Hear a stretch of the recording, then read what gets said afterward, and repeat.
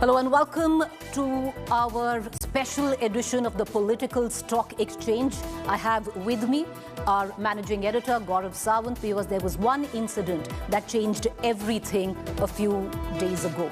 The Pahalgam terror attack. While we've seen a lot of politics coming in where the people are concerned, we've seen them speak in one voice. Merciless retribution.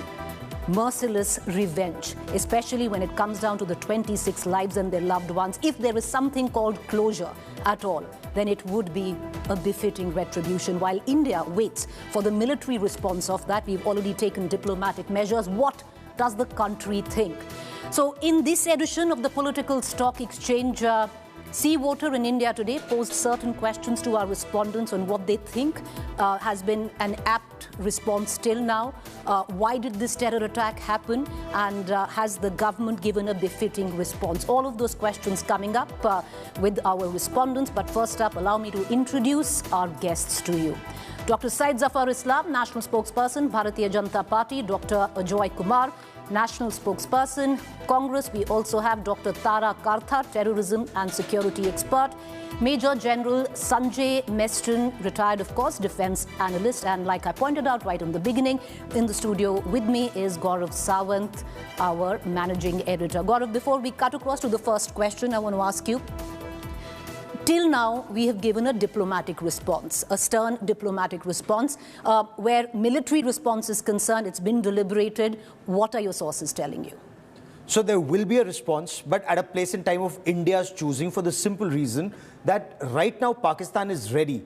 You know, when the surgical strikes happened, Pakistan wasn't prepared for Indian Army to go across. When Balakot airstrikes happened, Pakistan Air Force hadn't even thought that Indian Air Force could do something like this, and we did. But this time, they know anything could happen, and they are one step ahead. They think perhaps even the Indian Navy could come this time, so they have their fleet out in the Arabian Sea. So they're going to strike when the iron is cold.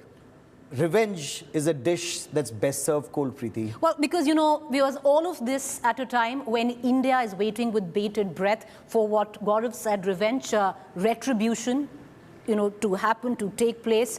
And India deliver a response that we see nothing like this ever again.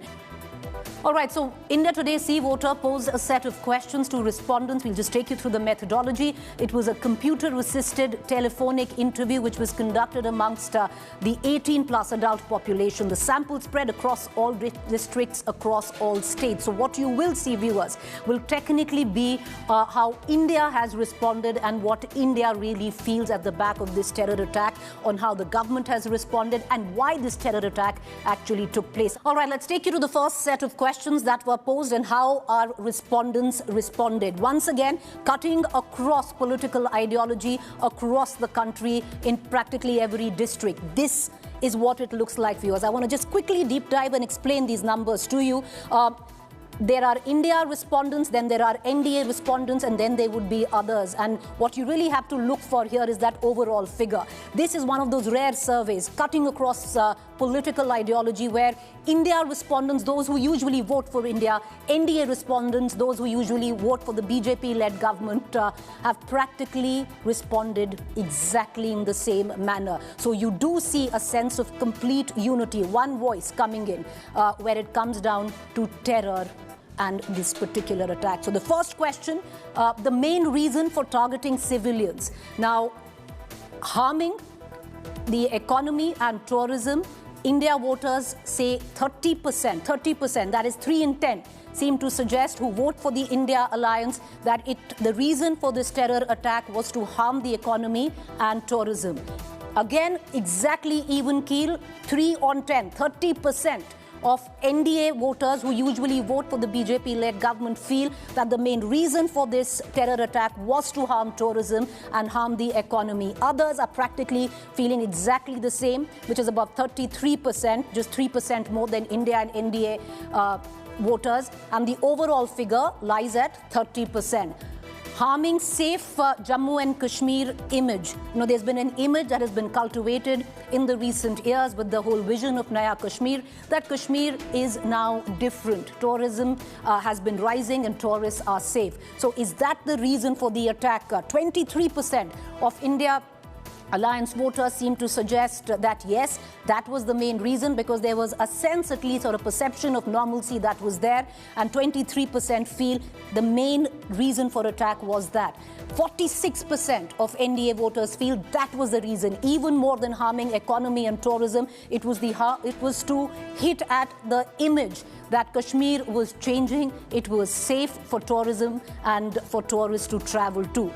Others, 35%, feel it was the entire image of Naya Kashmir, which the government has been building, was the main target of it. Overall, 35% feel that the main reason to harm was the image of Jammu and Kashmir. Easier than engaging with the army, 16% India voters felt that, 11% NDA voters felt that, 13% others, and overall figure stood at 13%. Can't save, 14%, 6%, 7%, 9% on your television screen. Let's take you now to our second question that was posed to our respondents. How successful has the Modi government been in curbing terrorism? And this is how the respondents came up with their responses. Now, mostly successful, even the India Alliance voters, 23% of them actually feel that the Modi government has been successful in curbing terrorism in the valley. NDA, nearly 59%, and that's where you see that divide first up coming in. So, viewers, what's interesting to note here is that while respondents cutting across political ideologies spoke in one voice when it came down to terror and what was the target of this terror attack, but when you split it in terms of political ideology, in terms of whether the government's role is being questioned, then you see the India Alliance voters pulling away. So only 23% feel that the Prime Minister and the BJP-led government has been successful in curbing terrorism. 59% feel of the NDA voters that the government has been successful, while others stand at 38%. Overall figure is what you need to look at. It's 41% of India actually feels that the Modi government has been successful in curbing terrorism. Now, successful to some extent, 25% India Alliance voters feel that, 28% NDA Alliance voters feel that, and 32 others, while the overall figure stands at 27. Completely unsuccessful is where you see a dramatic rise in those who voted for the India Alliance. 48% feel that the government has been completely unsuccessful in curbing terrorism. Just about 11% of NDA voters feel that, but 24% of others who don't fall in either sides of that political divide feel that. 28% of India feels that we've been completely unsuccessful as a government to curb terrorism in Kashmir. Can't say 4%. 1%, 7%, 3%. I want to quickly bring in Gaurav Sawant before we cut across to our other guests this evening. Gaurav, the main reason for this terrorism attack, I would reckon in the recent history, we've never seen an attack on tourists so bad, especially in Kashmir. It might have happened across the country. 26/11 is one example. But in Kashmir, in recent history, it's been the worst attack on tourists. Why do you think? Do you think it was clearly because there's an image of perception? We've seen a steady rise of tourism in the valley. Was it to take away from that image or directly harm tourism, economy in the valley? So it's a combination of both. This was a targeted attack from what initial bits of information seem to indicate that, and even our respondents seem to believe that the aim was to target tourists and, if I may, single out Hindus and kill Hindus. That was the attempt of the terrorists to perhaps have a communal divide in India, and that is where the Pakistanis failed in that. But that's the other narrative.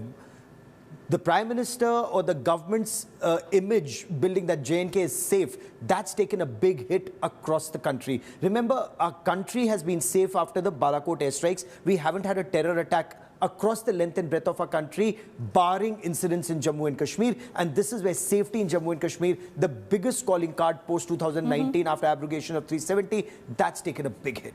General Meston, what do you reckon? Because the worst attack on tourists in the valley, as far as my memory can serve me, what do you think was the main reason for it? Because we'd seen, at least statistically in data is what I'm going to look at, a steady rise in tourism through the years. At the time where this incident took place, there were about 3,000 tourists there. To take away from that image that India was building, that this is, a new Kashmir altogether, to take away from the economy that the valley on tourism was generating. What do you think was the main reason, General? See, I will just state one thing, that in the last many years, or I would say few years, the biggest success story of Kashmir has that they have been successfully amalgamated into the mainstream of India, and the Kashmiris have felt as Indians, because I recollect 1986, when my first deployment was there in Kashmir as a captain. I recollect the Kashmiris, used to consider as outsiders. Today, the Kashmiris are very, very happy. They are all Indians. So that has been a success story. Now, why they are targeting civilians is, this is exactly in line with Munir's statements that they want to create a divide in this country on religious lines. And of course, he wants to continue with his two-nation theory. And that is why he is also seen the biggest, since I mentioned, remarkable successes, amalgamation of the people into the mainstream. So Munir realized the Kashmiris are today siding with mainstream India, and therefore he wanted to target them. And the best way to target is target Indian tourists, Indian civilians. So they stop going there, economy will be hurt.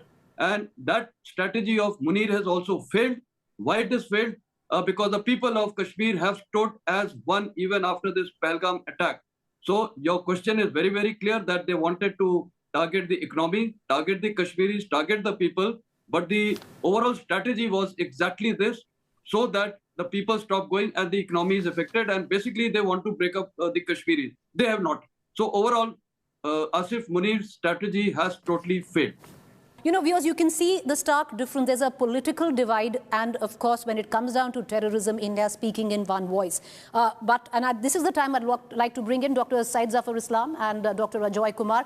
Dr. Islam, when we asked the respondents, main reason for targeting civilians, the numbers are astounding, because cutting across political ideology, India's poke is one. 30% India Alliance voters, 30% NDA Alliance voters, and 33% others. And a startling figure at about 30%, which believed it was to harm economy, tourism. 35% of India believes it's to harm the image of Jammu and Kashmir. But flip it around. The minute you get the government's role on it, Dr. Islam, how successful has Prime Minister Modi been in curbing terrorism? And that's where you see a stark divide, because even though the overall figures are encouraging, 41% of India does feel that the government has done a stellar job when it came down to curbing terrorism. But that's where, you see the divide between the India Alliance voters and the NDA Alliance voters.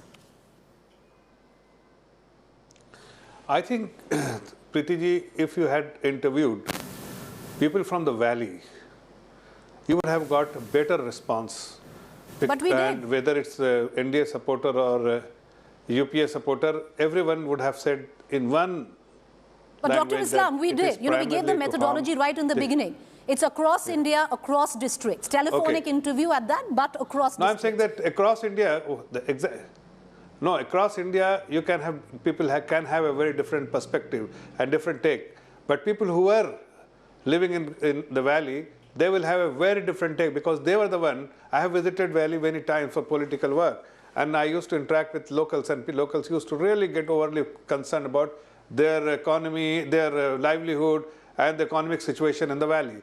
But recently when we went there, I asked most of them, and most of them were extremely happy, because economically they were doing well, they were very sound, and business was thriving. The number of tourists was unimaginable. They had never anticipated that they can see a day where these number of tourists will visit Jammu and Kashmir. So everything was going in their way, and they were extremely excited, and purely because of the leadership of the Honorable Prime Minister, because he has very clearly, single-handedly have handled terrorism in a manner that people are happy, safe and secure, but terrorists will run away for their life.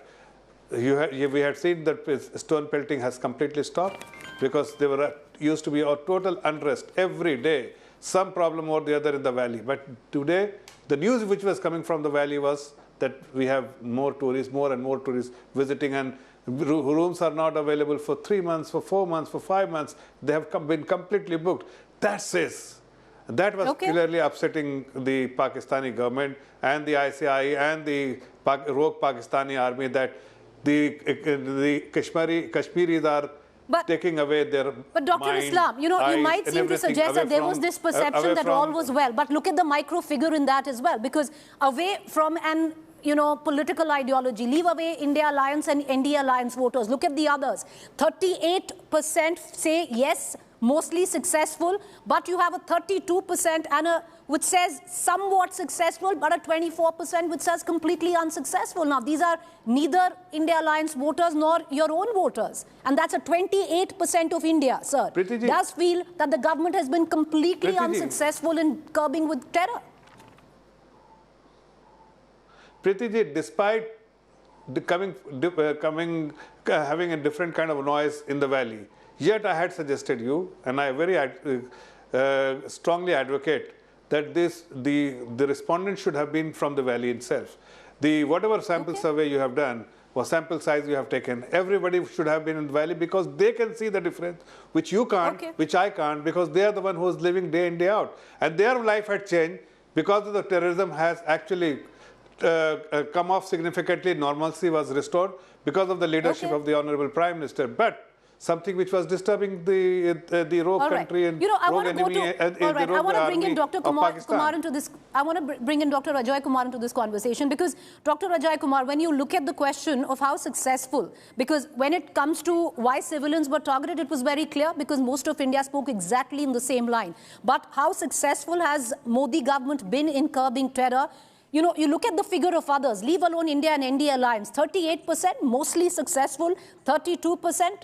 Successful to some extent. So there's about 70%, 7 in 10 people that we spoke to and C voters spoke to in India seem to suggest that the Modi government has been, if not mostly, then at least to some extent been successful in curbing terror. 7 out of 10. 70% is a big number. No, so Preeti, what is a decent survey, definitely. But like Zafar Bhai was saying that we should do it in Kashmir. I'm saying you should do it again. For the simple reason is what has been the government response? Gaurav and everybody, I don't know who are the anchors who are saying that Modi government is going to make a big decision tomorrow, yesterday. The Cabinet Committee on Political Affairs is meeting. There will be, and I don't know, Gaurav, if you guys did it, I'm not sure about it. So I apologize if you've not done it, then I take my words back. But there are lots of anchors who are jumping all over the place. I will respond to this, Preeti ji. Let Dr. Kumar speak, but first I'll go to my colleague because Gaurav has been asked a question. But yes, Dr. Ajay Kumar, make your submission. So one second. I'm just saying. I will not interrupt. Go ahead, finish it. Thank you, Zafarji. Really appreciate it. I'm saying for the past few days, the environment is being built and there's something happening, and then Gaurav sweetly said the revenge is served cold, which is perfectly okay. But if you look at different TV anchors, not the government, but TV anchors were saying, ab bada hoga, Angrezi mein bol diya, he's spoken in English, now the message is going, etc. And a crazy set of stuff was happening. And then what happened was, he announced caste census, and then he went yesterday to inaugurate the wave function. He went to Bihar for the election. That's different. My only thing is, we are standing with the government in whatever they do. But the government also needs to do steps which will give you confidence. Okay. Now, it pains me as a normal guy. Now, 7 out of 10 is because you did it 3 days back. No, 7 out of 10 for others who are neither NDA or India Alliance voters. Yeah, but Dr. Kumar, I'm going to take this question to Gaurav, but allow me an interjection. Allow me an interjection, sir. You were on my show 2 days ago at the back of the Gaia poster which was put forth, right? And right at the end of that debate, you had the Prime Minister holding a high-level security meet. And then eventually that poster was also deleted from the Congress handle. You and I both know better. So you let me respond after this, after Gaurav responds, or you after Gaurav responds? Let Gaurav come in and I'll come back to you and I'll go to Dr. Islam. But Gaurav, the fact is that, is the government been, been able to curb terrorism? And I think Gaurav has also on his shows made it very clear that it's been 10 days and, the terrorists haven't been caught.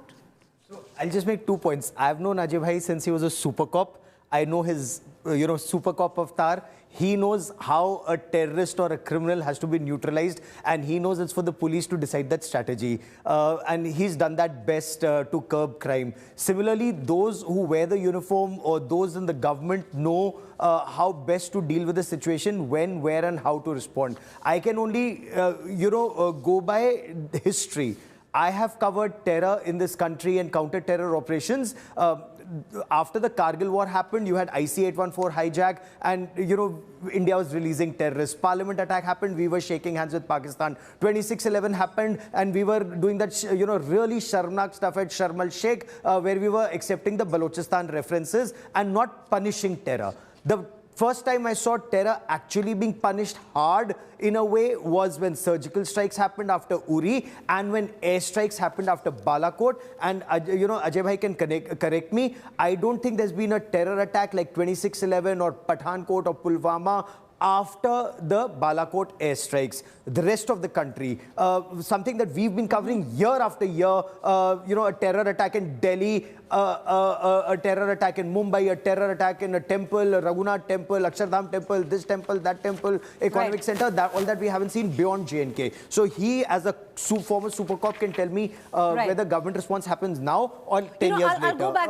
You know, 10 Dr. Kumar, and we've got two later. doctors on the show. That nothing to do with medicine, though. Dr. Islam and Dr. Kumar, I'll come back to you. Oh, you're a medicinal doctor.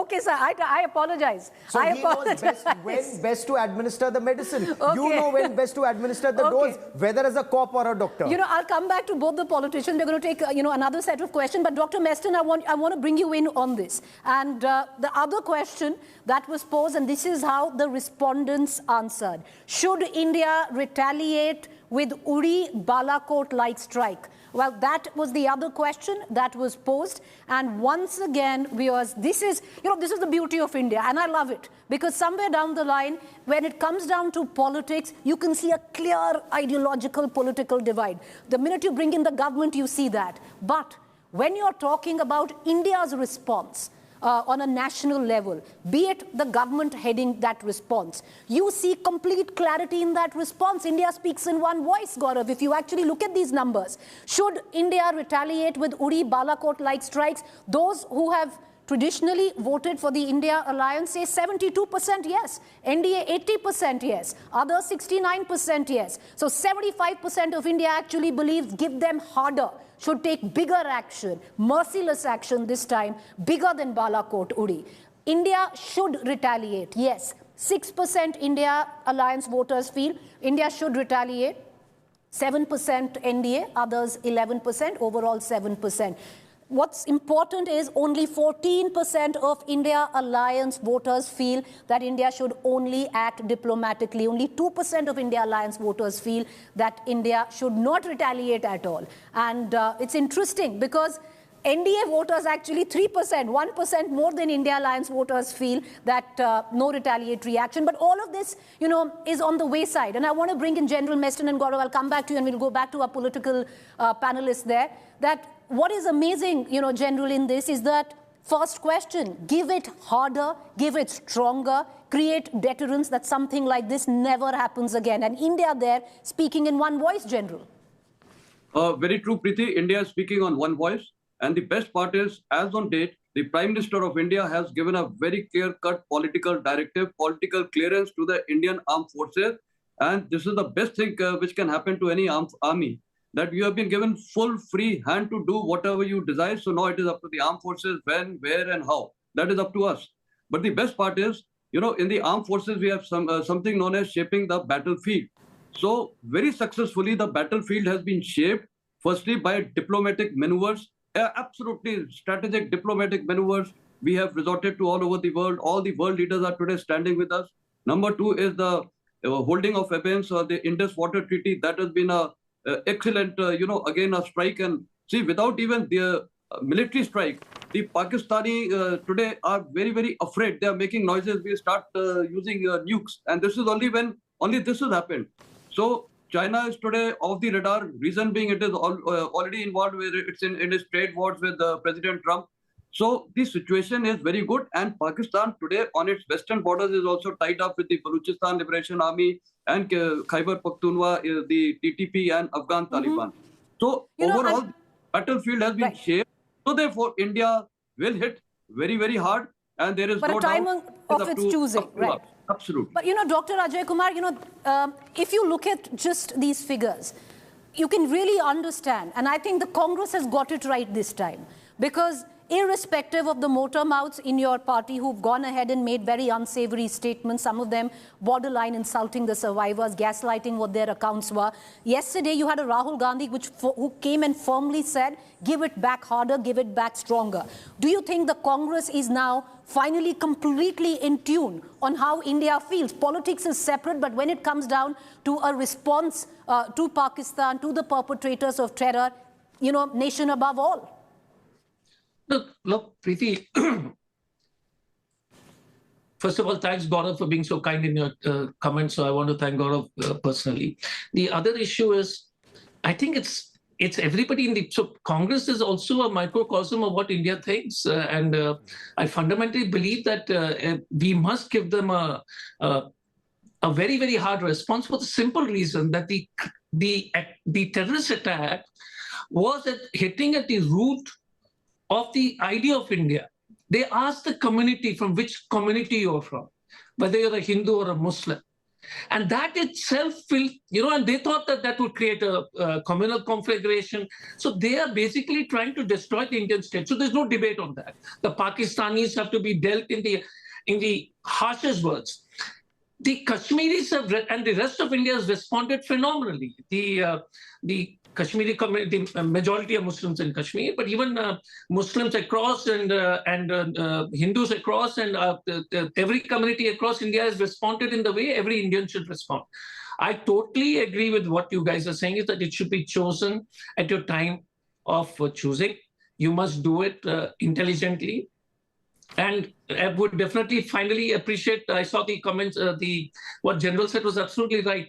On the operational issue, whether it is the army, whether it is all the strategic related defense structure, Intelligence Bureau, RAW, and the BSF and the local police, everybody under the obviously unified command of the army in case of Jammu and Kashmir should choose their own date and time to teach these guys a very, very harsh lesson, very, very harsh lesson. But we must decide it so that our men, our people are not, we don't lose any of our own people. I mean, let me put it this way, that we must be careful about that. Yeah. You know, Dr. Islam, I think there is a huge difference, and I want to bring out the political differences which we saw during Pulwama and which we see right now. At that point of time, the opposition said huge amount of trust deficit. You didn't quite consult the opposition. You unilaterally made decisions. The opposition was practically the last to know, is at least, you know, what was the perception. This time, you also dealt with it differently. So what is heartening to note is that at least, you know, away from the politics of it all, even the opposition and the government largely spoke in one voice, like the figures that we see on our television screen this time. Dr. Islam. Preeti, 3-4 things I would like to speak. First, in terms of response, we had a diplomatic strike on Pakistan. We have been able to isolate them. They are running here and there, including Organization of Islamic Countries. And yet they're not getting any response, because you can see that no one has responded positively in favor of Pakistan. Rather, they have given a statement in favor of India. So that's the first win, diplomatic win. Second is the economic strike, which is like Indus Water. That will definitely impact them badly economically. Third is militarily. So unlike Balakot airstrike, unlike surgical strike, they were actually, the Indian Army had targeted the hideouts of the militants. But this time, I'm repeating it again, this time it is not, we are not targeting terrorist hideout. We are targeting Pakistan as a country, as a rogue country, which is actually a terror factory. So that is the differentiating factor between now and the earlier ones. And we have taken the entire country together, because pain is being felt by every citizen of this country. And even the opposition have behaved very responsibly. And their response and their statements have lent a lot of confidence to the government of the day. And must tell you that we will take a decisive action. Sometimes as anchors, we wish to record moments of this bonhomie between the opposition and the government, which are very, very rare. And I would reckon both of you would understand, in the current state of democracy, that India is very rare. And sadly, unfortunately, it comes at a time like this where we've suffered at the back of terror. Before I cut across to the next question, Gaurav, I want to bring you in, because I want you to reflect on how India feels right now, Gaurav. It's, you know, it's so stark. nearly 80% of India, 75% of India says, we want you to give it back harder this time. You know, not give it back like Balakot, give it back harder so there's deterrence. And that's an overwhelming response across the country. We've been a bigger response. There's a lot of responsibility. We've been hurt so often. We've bled so often. Look at the 1993 blast, 12 serial blasts across Mumbai, 257 people massacred in Mumbai. Daud Ibrahim Kaskar lives in Pakistan, and then we do Galbaiya with Pakistan. 1993. Look at what happened after 26/11, 166 massacred, 200 people massacred. What were we doing? We were doing Aman Ki Asha with Pakistan. Pakistan does not want Aman Ki Asha. Pakistan wants people in India to die. Pakistan wants Kafirs of India to die. Their army chief has said so. Their civilians are now saying so. Their civil society is now saying so. Look at the way their Hanif Abbasi says, "Ye Makkar baniya hai." That is the way they refer to Indians. It's not referring to any one particular person in India. So it's only now after this Pahalgam terror attack that Indians are really understanding the DNA of Pakistani leadership, civil or military. And perhaps that is why 78% people, whether Congress supporters or BJP supporters or it's all of India. It's all 75% of India, but that's also and they say punish Pakistan. Bigger. And perhaps the underlying statement in Gaurav, and I think the government should read this, because they want the government to give a bigger response this time. A Balakot-like strike will not do. And it won't. And we just have to be very patient. Ajay bhai and Syed Zafar Islam bhai knows that. General Meston is also learning. General Meston knows that better. He served in Afghanistan. The pain, I am told will be immense this time. The Pakistanis, as General Meston pointed out, the Pakistanis are feeling it. Indus Waters Treaty being held in abeyance is a huge blow. The moment Pakistan realizes it, it's a blow. Can you imagine? We haven't held it in abeyance when 71 war happened, when Kargil happened, when all these terror attacks happened. Never. Now you've held it in abeyance. The amount of work that is going to start on Indus Waters Treaty in some times to come, Pakistan so the will pain cry. is going to be delivered long term, because right now we don't have any immediate impact of the Indus Water Treaty, but it's a long term delivery of pain. It will also be immediate in just months from now. All right, okay. But what I'm going to do is, and then I think it's also going to be a small prism of how India works and functions in this democracy. I want to take you now to the next question, which completely flips the unity that you see on that question. And that, yes, viewers, involves the government. Is the government's claim on peace in Jammu and Kashmir correct? And that is where you will see a stark divide coming in between how India responded. Mostly peaceful, government's claim on peace in Jammu and Kashmir till now. Mostly peaceful, only 34% of India voters feel, while a whopping 66% feel mostly peaceful. Though 41%, nearly 4 in 10 people who are either neither India nor NDA voters feel that, it's been mostly peaceful. But nearly 49% of India overall, that's about 50% of India, actually feels that the government's claim on peace in Jammu and Kashmir is correct. So it's important to read the overall figure. Somewhat peaceful, 18%, 20%, 24%, 20%. Situation has worsened. So this is where you see a shift in political ideology. 43% says situation has worsened. 8% says NDA, and 23% says others, while overall 25%. I want to cut across to General Meston. General Meston, it's interesting. What do you make of these figures? Because at one end, you have all of India coming together, responding, sharply. On the other hand, a minute of political question comes and there is a divide. But in your opinion, do you think the government's claim on this Naya Kashmir, there has been peace in the valley, has been mostly peaceful, mostly correct? Preeti, if we understand the parameters of defining peace, I think peace we can say is when there is prosperity, where there is development, where there have been excellent elections conducted, free and fair elections, that is the hallmark of a good democracy, and also tourism. So all these are indicative, and yeah, stole pelting has ceased.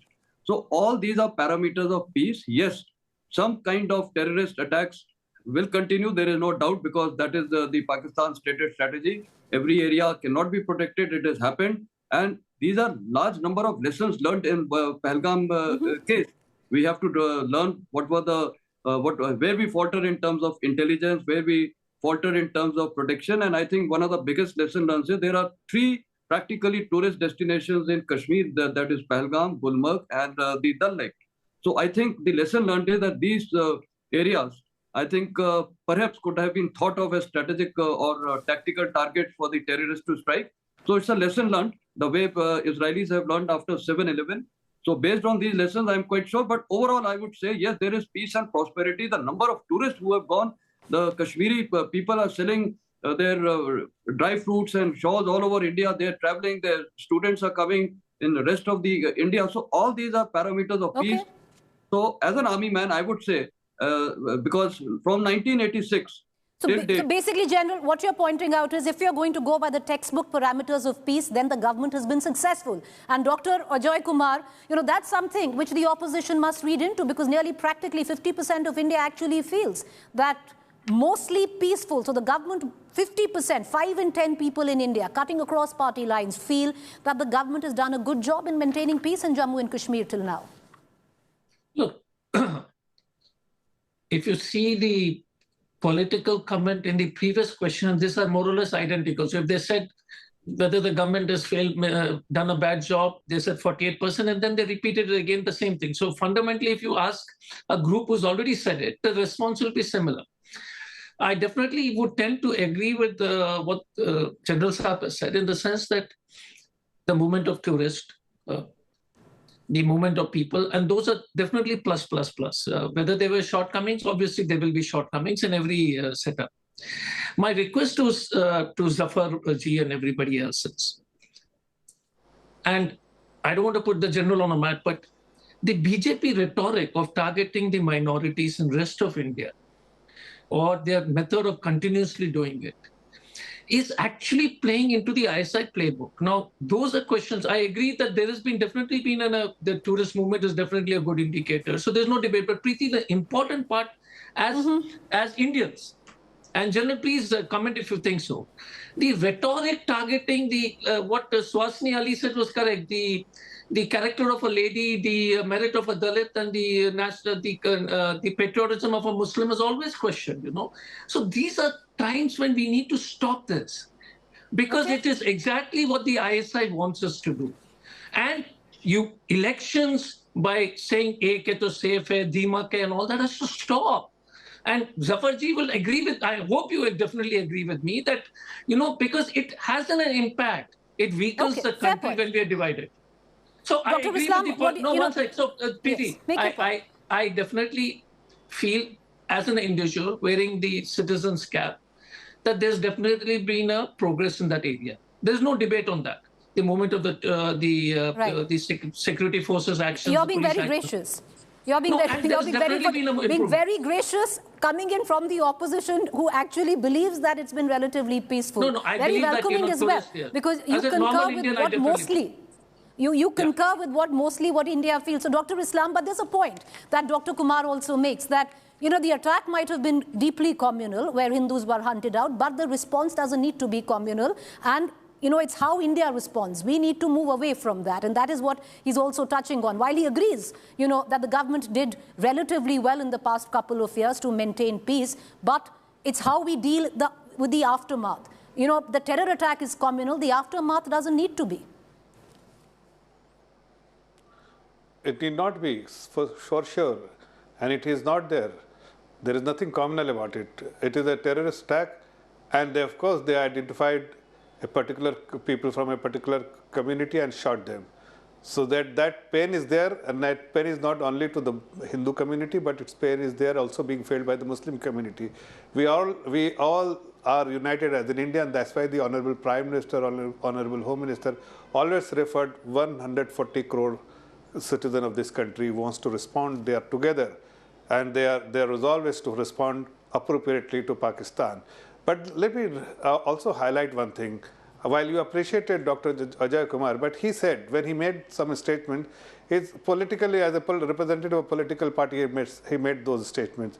But when he said that as a citizen, when I'm wearing a cap of a citizen, I can see there is a peace all over in Jammu and Kashmir. So that is something which you have to understand, that while Congress party plays politics, they also play as per the rule made by the opposition leaders, and Dr. Kumar, Dr. Islam is not being as gracious as you. Because So there's a quotation in English no, called no, I'm saying that. Okay, let him. Okay, Dr. Kumar, allow. Dr. Kumar, I'll come back to you. Allow Dr. Islam to finish and I'll come back to you. Often a statement by Rahul Gandhi, often a statement by other political leader of the opposition parties, their statements are referred by either Pakistani Prime Minister or the army, or even the Pakistani Prime Minister has even used those statements against India in United Nations. So that only suggests that why they have to make such a statement which can be detrimental to the interests of the nation. If there's a gag order now. This time around there was a gag order. Some political... Okay. No, this time I appreciated that we are all working as one, and that's why the response to the Pakistan will be very decisive, and we will be able to break Pakistan. Dr. Ajoy Kumar wants to come back, and then I'm going to let our two political guests go, and I'm going to cut across to Gaurav Sawant. There's a famous English quotation which goes that no good deed should go unpunished, and Zafar has just exhibited that, because here, honestly speaking, I think we need to be on the same page. Not to quote, now that he wanted to, I cannot let it pass that whether Prime Minister went and hugged and had biryani in Pakistan is a different issue, or Anurag Thakur with Shahid Afridi and hugging them every second minute in the Champions Trophy is a different issue. The issue is not that. When we speak as Indians, as a political party, Zafarji, when Mr. Gandhi speaks on the nation, whether somebody uses his statement, somebody is irrelevant. We as a nation stood with the government on its response, and we would stand together as Indians. But you didn't answer my question, Zafar Bhai. Please tell your party colleagues to stop this Hindu-Muslim thing. I know it's difficult. Okay. It is in the DNA. Okay. Dr. Islam is just shaking his head. You want to quickly come in for a comeback, because then I'm going to move on, Dr. Islam. Yeah, just briefly. See, when we are saying 140 crore, we don't count who are Hindus or who are Muslims. Okay. We treat them as Indians. If one or two statements made by your leaders or our leaders should not be given any importance. Okay, let's leave it at that. Dr. Islam, good point to leave it at. By Rahul Gandhi, or for that matter, the Honorable Prime Minister. Good point to leave it at that. I'm going to say goodbye to both the doctors, one medical, one academic. Appreciate you joining us. Thank you. I want to quickly cut across to the other set of questions, and I want to bring in General and Gaurav Sawant on it. The other question that we posed, was this an attempt to break India's connection with Kashmir? Because what we have seen in the recent past is an integration of Kashmir where the rest of India is concerned. And one of the classic examples of that has been a steady flow of tourists going into Kashmir. I mean, I would think there's not a bigger messaging other than that.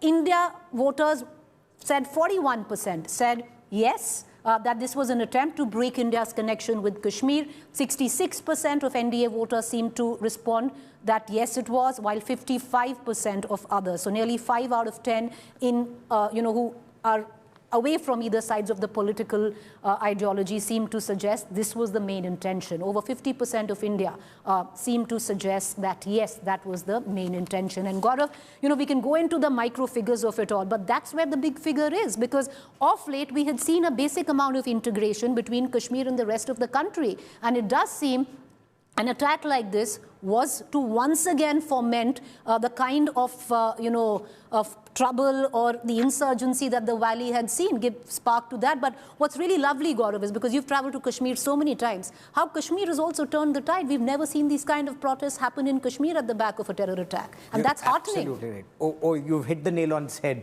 Kashmir's response has been so heartening, all those candlelight marches, because Kashmir also realizes it has no future. No, they identify as Indians. They are Indians. Exactly. They are Indians. They were misled. They were misled for decades for whatever reason to think, that they could have their Eid with Pakistan or their clocks with Pakistan or whatever else they wanted. But that wasn't. That was so artificial. That was a fact. This time, the fact remains, Pakistan is a failed radical Islamist terror state. Nobody would want to be like them, and least of all Kashmir that actually believes in Kashmiriyat. But for that has to be built up. Look, Asim Munir tried to break that. Asim Munir does not want any Indian Muslim to be with Indian Hindus, because he thinks if Indian Hindus and Muslims are together, then his two-nation theory fails, and that radical Islamist mindset cannot accept that. That's the point. And viewers, because there's nothing bigger. At number one, the kind of tourism that has been going to Kashmir, but I would think, which Gaurav pointed out very correctly, ultimately it has been the response of the Kashmiris that underline this question. That connection with Kashmir and India is now, that line has blurred, that there is no division, and that is how Kashmir responded this time. And I think that has been so heartening to see, even though it comes at the back of such unfortunate circumstances. I want to quickly go through some of the other questions that we pose and how the respondents answered. On the question, has security situation in Kashmir improved